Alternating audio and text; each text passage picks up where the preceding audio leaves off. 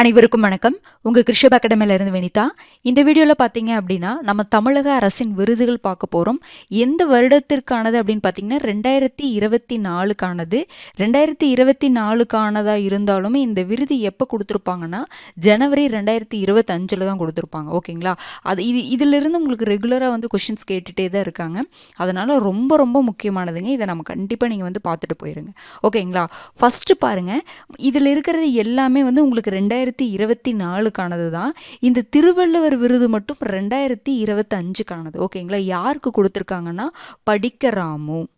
திருக்குறளை நம்ம படிக்கணும் அப்படின்னு ஞாபகம் வச்சுக்கோங்க. திருவள்ளுவர் விருது பார்த்தீங்கன்னா படிக்கராமு, படிக்க திருக்குறளை நம்ம படிக்கணும். ஓகேங்களா? அப்போ திருவள்ளுவர் விருது புலவர் படிக்கராமு. அடுத்தது பாருங்க, அண்ணா விருது. அண்ணா விருது யாருக்கு கொடுத்துருக்காங்கன்னா எல் கணேசன். மூத்த அரசியல் தலைவர் எல் கணேசன். பாருங்க, முருகருடைய அண்ணன் என்னதுங்க கணேசன். விநாயகர் நம்ம சொல்லுவோமோ அதை ஞாபகம் வச்சுக்கோங்க. அண்ணா விருது பார்த்தீங்கன்னா மூத்த அரசியல் தலைவர் எல் கணேசனுக்கு கொடுத்துருக்காங்க.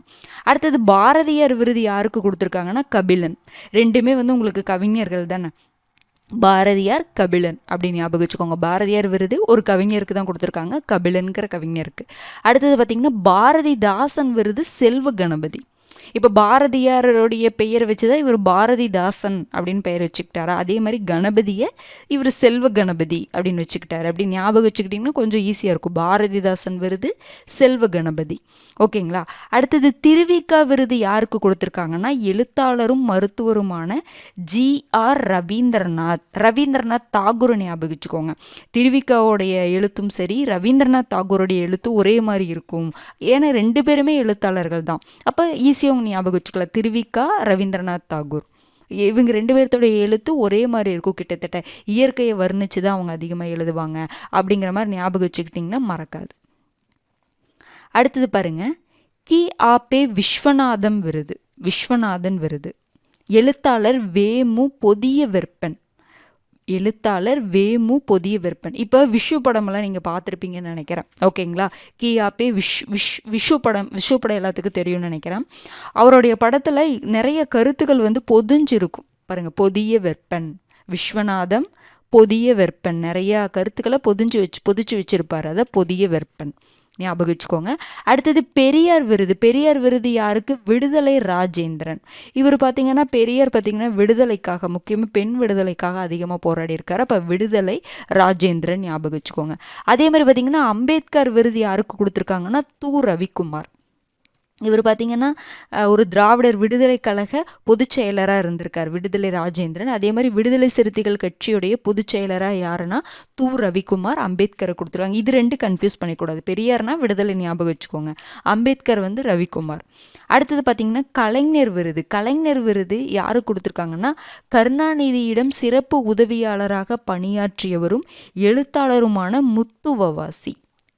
அதாவது கலைஞருடைய அந்த பேச்சும் சரி எழுத்தும் சரி முத்தா இருக்கும் அப்படிங்கிறத ஞாபகம் வச்சுக்கோங்க. கலைஞர் விருது யாருக்கு கொடுத்துருக்காங்க?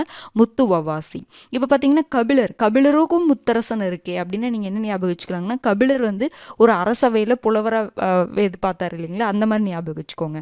முத்தரசன் தன்னுடைய முத்து மாதிரி அந்த கவிதைகளை அரசவையில் அவர் சொன்னார். கபிலர் முத்தரசன். ஏன்னா ஆதி காலத்தில் அரசவையில் தான் புலவர்களாக இருந்திருப்பாங்க. அப்போ முத்தரசன். கலைஞர் விருது பார்த்திங்கன்னா முத்துவவாசி. அடுத்தது ஊவேசா விருது யாருக்கு கொடுத்துருக்காங்கன்னா ராமநாதன். ஊவே சாமிநாதையர் நம்ம சொல்கிறோம். சாமி அப்படின்னாவே ராமர் அப்படின்னு ஞாபகம் வச்சுக்கோங்க. ஓகேங்களா? அடுத்தது பாருங்க, கம்பர் விருது யாருக்கு கொடுத்துருக்காங்கன்னா முனைவர் மாபே சீனிவாசன். ஓகேங்களா? கம்பு கரும்பு அப்படின்னு ஞாபகம் வச்சுக்கோங்க. சீனின்னு என்ன, இனிப்பு சக்கரை அப்படின்னு சொல்கிறோம் இல்லைங்களா, அப்போ கரும்பு இனிப்பாக இருக்கும். அப்போ சீனி சக்கரை. சீனிவாசன், மாபே சீனிவாசன். கம்பர் விருது முனைவர் மாபே சீனிவாசன். அடுத்து பார்த்தீங்கன்னா சொல்லின் செல்வர் விருது. இதை நீங்கள் ஷார்ட்கட்டே வைக்க வேண்டியதில்லை. நிறைய பேர் வந்து பர்வீன் சுல்தானா அவர்களுடைய ஸ்பீச்சை வந்து ரெகுலராக நீங்கள் கேட்டிருப்பீங்க எல்லாருமே. அப்போ சொல்லின் செல்வர் அவங்க அந்த விருது யாருக்கு கொடுத்துருக்காங்க? பர்வீன் சுல்தானா அவர்களுக்கு கொடுத்துருக்குறாங்க. அடுத்தது பாருங்க, உமறு புலவர் விருது யாருக்கு கொடுத்துருக்காங்க? சையத் காதர் ஹுசைன். தா சையத் காதர் ஹுசைன் அவர்களுக்கு தான் உமர் புலவர் விருது கொடுத்துருக்குறாங்க. ஜியு போப் விருது யாருக்கு கொடுத்துருக்காங்கன்னா முருகன், முருகன். பாருங்க, ஜியு போப் ஒரு நம்ம என்ன சொல்றோம்னா கிறிஸ்துவ சமய பரப்பாளர்னு சொல்லுவோம். முருகன் பாருங்க, இந்த இடத்துல ஒரு சமய ஒற்றுமை தெரியுது அப்படிங்கிற மாதிரி ஞாபகம். ஜியு போப் விருது யாருக்கு கொடுத்துருக்காங்க? முருகனுக்கு கொடுத்துருக்காங்க. அடுத்தது இளங்கோவடிகள் விருது பார்த்தீங்கன்னா சிலம்பு நா செல்வராசு. சிலம்புன்னு அந்த பட்டப்பெயரோடு அவருக்கு இருக்கு, சிலம்பு, சிலப்பதிகாரம். அப்போ சில இடத்துல சிலம்பு கொடுக்காம விட்டுருவாங்க, செல்வராசன் மட்டும் கொடுக்குறாங்க. அப்போ நம்ம வச்ச ஷார்ட்கட் அது வேஸ்ட்டாக போயிடும். அப்போ செல்வராசு, இப்போ இளங்கோவடிகள் பார்த்தீங்கன்னா அவர் ஒரு அரசராக வேண்டியவர். அரசர் அந்த இதையெல்லாம் துறந்துட்டு, செல்வத்தையெல்லாம் துறந்துட்டு போறாரு அப்படின்னு மாதிரி சொல்றோம்ல. அப்ப அதனால செல்வராசு, செல்வம் ஞாபகம் வச்சுக்கோங்க. செல்வத்தை துறந்துட்டு போறாரு இளங்கோவடிகள். அப்ப செல்வராசு. சிலம்பு, அதாவது சிலப்பதிகாரம், செல்வத்தை எல்லாம் துறந்துட்டு சிலப்பதிகாரம் எழுதுறாரு. அப்ப சிலம்பு, செல்வராசு. அடுத்தது அம்மா இலக்கிய விருது யாருக்கு கொடுத்துருக்காங்கன்னா சரளா ராசகோபாலன். சரளா ராசகோபாலன் இப்ப பாத்தீங்கன்னா கோவை சரளா பாத்தீங்கன்னா அம்மாவா நடிச்சிருப்பாங்க, எல்லாத்துக்கும் தெரியும்னு நினைக்கிறேன். அப்ப சரளா, கோவை சரளா. அம்மா இலக்கிய விருது சரளா ராசகோபாலன். அடுத்தது சிங்காரவேலர் விருது மு சுப்பிரமணி. ஈஸியாக சிங்காரவேலர்னாவே நம்ம முருகரை தானே சொல்லுவோம், சிங்காரவேலர்னு சொல்லிட்டு. சுப்பிரமணி அப்படின்னாலும் நம்ம என்ன சொல்லுவோம், முருகரை தான் சொல்லுவோம். அப்போ சிங்காரவேலர் விருது சுப்பிரமணி அவர்களுக்கு கொடுத்துருக்காங்க. அடுத்தது அயோத்திதாச பண்டிதர் விருது பார்த்தீங்கன்னா முனைவர் மு சச்சிதானந்தம். சச்சின் பார்த்தீங்கன்னா அவருடைய துறையில் அவர் பண்டிதர், கிரிக்கெட்டில் அவர் பண்டிதர் அப்படின்னு சொல்கிறோம்ல, சச்சிதானந்தன். அப்போ அயோத்திதாச பண்டிதர் விருது முனைவர் சச்சிதானந்தன். அவருடைய கிரிக்கெட்டில் அவர் ஒரு பண்டிதர் அப்படி ஞாபகம் வச்சுக்கிட்டிங்கன்னா மறக்காது, சச்சிதானந்தம். அடுத்தது மறைமலை அடிகளார் விருது யாருக்கு கொடுத்துருக்காங்கன்னா புலவர் ராமலிங்கம். இப்போ பார்த்தீங்கன்னா மலையில் அந்த மலை இருக்குல்ல, மலைப்பகுதியில் மறைவாத உங்களுக்கு அந்த லிங்கம் இருக்குது அப்படிங்கிற மாதிரி ஞாபகம் வச்சுக்கோங்க. ராமலிங்கம், மறைமலை, மலையில் மறைவான ஒரு பகுதியில் லிங்கம் இருக்குது, ராமலிங்கம். அடுத்தது அதே மாதிரி மலைப்பகுதியில் உங்களுக்கு லிங்கம்லாம் இருக்கும், நம்ம படிச்சிருப்போம்ல, கேள்விப்பட்டிருப்போம்ல, அதை ஞாபகம் வச்சுக்கோங்க. அடுத்தது அருட்பெருஞ்சோதி வள்ளலார் விருது. வள்ளலார்னாவே அவருக்கு அருள் இருக்கும், ஓகேங்களா? பாருங்க, அருள் செல்வி, அருள் செல்வி, அருட்பெருஞ்சோதி வள்ளலார். அப்போ அவர்கிட்ட ஒரு இரக்கம் இருக்கும், அருள் குணம் இருக்கும். அப்போ அருள் செல்வி அவங்களுக்கு வள்ளலார் விருது கொடுத்துருக்குறாங்க. அடுத்தது பாருங்க, காரைக்கால் அம்மையார் விருது. காரைக்கால் அம்மையார் விருது பார்த்தீங்கன்னா மஞ்சுளா. மஞ்சள்னாவே பெண்கள் யூஸ் பண்ணுவாங்களா, அம்மையார் பெண்கள் எல்லாருமே இந்த மஞ்சள் யூஸ் பண்ணுவாங்க. அப்போ மஞ்சுளா, காரைக்கால் அம்மையார் விருது கி மஞ்சுளா. அடுத்தது சீபா ஆதித்தனார் திங்கள் இதழ் விருது யாருக்கு கொடுத்துருக்காங்கன்னா சட்டக்கதிர் அந்த நாவலுக்கு, அந்த இதழுக்கு யாரு கொடுத்துருக்காங்கன்னா சம்பத், முனைவர் VRS சம்பத் அவர்களுக்கு கொடுத்துருக்காங்க. சீபா ஆதித்தனார் திங்களிதழ் விருது சட்டக்கதிர்க்கு கிடைச்சிருக்கு, சட்டக்கதிர் அந்த இதழுக்கு கிடைச்சிருக்கு. அதனுடைய ஆசிரியர் யாருன்னு பார்த்தீங்கன்னா சம்பத். அடுத்தது பார்த்தீங்கன்னா முதலமைச்சர் கணினி தமிழ் விருது ரா அகிலன். இப்போ கணினி வந்ததுனால, கம்ப்யூட்டர் வந்ததுனால நம்ம அகிலமே, உலகமே நம்ம கையில் இருக்கிற மாதிரி தானே. அப்போ ரா அகிலன், முதலமைச்சர் கணினி தமிழ் விருது அகிலனுக்கு கொடுத்துருக்காங்க. அடுத்தது 2023 ஆண்டுக்கான தமிழ்தாய் விருது திருவள்ளுவர், தென்காசி திருவள்ளுவர் கழகத்துக்கு. இப்போ நம்ம தமிழ்தாயோடைய புகழுக்கு காரணம் என்னன்னா, ஒரு முக்கியமான நூல் என்னன்னா திருக்குறள் தான். அது எழுதினவர் யாரு? திருவள்ளுவர். அப்படின்னு ஞாபகம் வச்சுக்கோங்க, தென்காசி திருவள்ளுவர் கழகம். அப்போ இந்த திருக்குறள்னால நம்முடைய தமிழ் எல்லா பக்கமும் பேசப்படுது, நம்ம தமிழ் தாய்க்கு அது ஒரு பெருமை அப்படிங்கிற மாதிரி நீங்கள் ஞாபகம் வச்சுக்கிங்கன்னா தென்காசி திருவள்ளுவர் கழகத்துக்கு தான் தமிழ் தாய் விருது கொடுத்துருக்குறாங்க. ஓகேங்களா? இப்போ ஓரளவுக்கு எனக்கு தெரிஞ்ச அளவுக்கு நான் ஞாபகம் வச்சுக்கிட்ட அளவுக்கு உங்களுக்கு நான் ஷார்ட்கட் கொடுத்துருக்கேன். நீங்கள் அது உங்களுக்கு செட் ஆகலை, உங்களுக்கு தகுந்த மாதிரி நீங்கள் என்ன பண்ணிக்கோங்கன்னா அதை பார்த்துக்கோங்க. ஆனால் கண்டிப்பாக இதை பார்த்துட்டு போயிருங்க, ஓகேங்களா? நான் மறுபடியும் ஃபஸ்ட்லேருந்து சொல்கிறேன் பாருங்கள். திருவள்ளுவர் விருது 2025க்கானது புலவர் மு படிக்கராமு. அண்ணா விருது எல் கணேசனு கொடுத்துருக்காங்க. பாரதியார் விருது கபிலனு கொடுத்துருக்காங்க. பாரதிதாசன் விருது செல்வ கணபதிக்கு கொடுத்துருக்காங்க.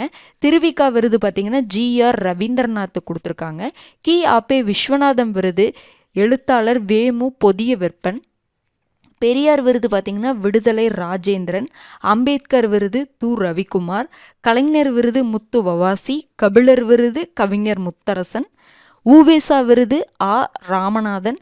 கம்பர் விருது மாபே சீனிவாசன், சொல்லின் செல்வர் விருது பர்வின் சுல்தானா, உமர்பலவர் விருது தா சையத் காதர் ஹுசைன், ஜியு போப் விருது வே முருகன், இளங்கோவடிகள் விருது முனைவர் சிலம்பு நா செல்வராசு, அம்மா இலக்கிய விருது முனைவர் சரளா ராசகோபாலன், சிங்காரவேலர் விருது மு சுப்பிரமணி, அயோத்திதாச பண்டிதர் விருது முனைவர் மு சச்சிதானந்தம், மறைமலை அடிகளார் விருது புலவர் ராமலிங்கம், அருட்பெருஞ்சோதி வள்ளலார் விருது முனைவர் பா அருள் செல்வி, காரைக்கால் அம்மையார் விருது முனைவர் கி மஞ்சுளா, சீபா ஆதித்தனார் திங்களிதழ் விருது சட்டக்கதிர் இதில் கொடுத்துருக்காங்க. அதனுடைய ஆசிரியர் பார்த்தீங்கன்னா சம்பத்.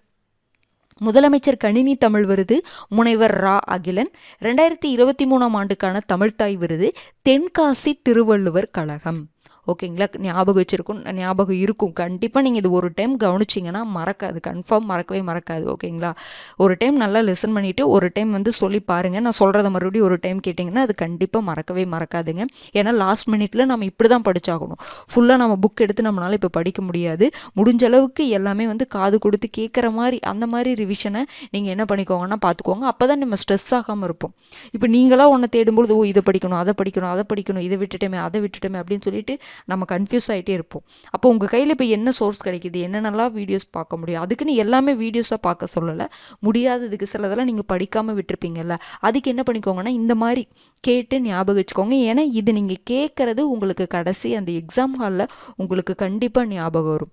ஓகேங்களா, ஒரு டைம் ரிவைஸ் பண்ணிக்கோங்க. நம்ம அப்பப்போ போடுற இந்த கரண்ட் அஃபேர்ஸ் இந்த டாபிக் வைஸாக போடுறேன் பார்த்தீங்களா, அதை வந்து கண்டிப்பாக லிசன் பண்ணிக்கோங்க. ஓகேங்களா, நீங்கள் ஆல்ரெடி படிச்சிருந்தீங்கன்னா இது ரிவிஷனாக இருக்கும். படிக்காதவங்களுக்கு இது ஓரளவுக்கு நம்ம ஒரு சின்ன சின்ன டாபிக்ஸை நம்ம முடிச்சுட்டு போகிறோம் அப்படிங்கிற ஒரு சாட்டிஸ்ஃபேக்ஷன் இருக்கும். அந்த திருப்தி வந்து உங்களுக்கு மற்ற கொஷினில் நீங்கள் கரெக்டாக ஆன்சர் பண்ணுறதுக்கு ஹெல்ப்ஃபுல்லாக இருக்கும். புரிஞ்சுதுங்களா, நீங்கள் வந்து இதில் கொஷின் கேட்கல அப்படிங்கிறது வேறு விஷயம். ஆனால் நீங்கள் கரண்ட் அஃபேர்ஸ் ஓரளவுக்கு பார்த்துட்டு போனீங்கன்னா உங்களுக்கு ஒரு நம்பிக்கை கிடைக்கும், நம்ம ஓரளவுக்கு பார்த்துட்டோம் அப்படின்னு சொல்லிட்டு. புரிஞ்சுதுங்களா, அதை நம்ம விட்டுட்டு போனோம்னா ஐயோ நம்ம கரண்ட் அஃபேர்ஸ் விடலையே, விட்டுட்டு போயிட்டுமேன்னு சொல்லிட்டு ஒரு திருப்தி இல்லாத இருக்கும். அதுவே வந்து சில கொஷின் நம்ம தப்பு பண்ணுறதுக்கு வாய்ப்பு அமைஞ்சு போயிடும். அதனால் ஓரளவுக்காவது பார்த்துட்டு போயிருங்க. ஓகேங்களா, அடுத்த வீடியோவில் சந்திக்கலாம். நன்றி.